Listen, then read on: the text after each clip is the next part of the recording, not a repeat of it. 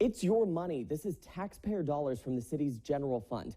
Money Eugene city officials are ready to spend on helping people without a home. Wednesday, they're getting their first look at how that money could be spent. Christopher Cashmer has walked in the footsteps of those without a home.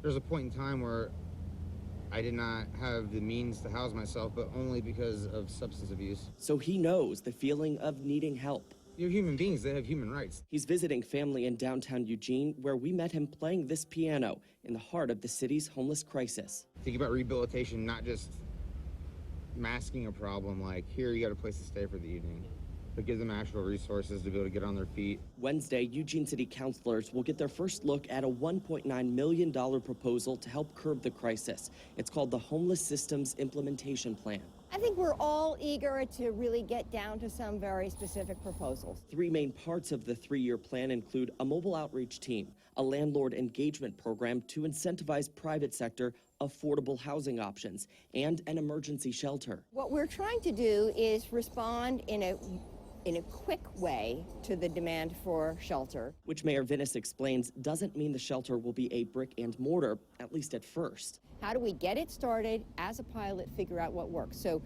I'm not going to predict what the shelter will look like 5 years from now. Right. This is where we're starting. Adding to the effort, organizations like the Whitebird Clinic have been leading for years, and they welcome the help. We need to have everyone at the table. Who she says is willing to collaborate. Heather Salicki has worked at Whitebird for 2 years. Do you think that if the city goes about this three-year proposal on its own, that it will be successful, or is it just another cook in the kitchen?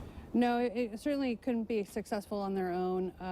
You need to have the full strength of the system, not just nonprofit providers, but communities of faith who have been stepping up in this community for many years to provide shelter when government has not been able to do so. Now the city of Eugene is stepping up in the form of $1.9 million. The thing to remember is the city doesn't do this work.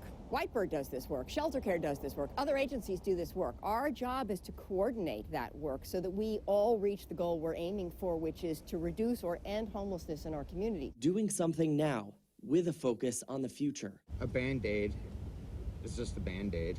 And you got to go to the source, you got to stop the bleeding. Mayor Vinnis says the specific plans on how to spend that money are not set in stone. Wednesday's council meeting is a work session.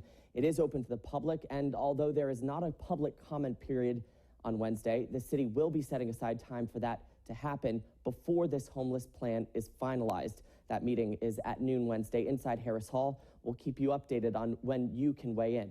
Brian Anderson, KEZI 9 News.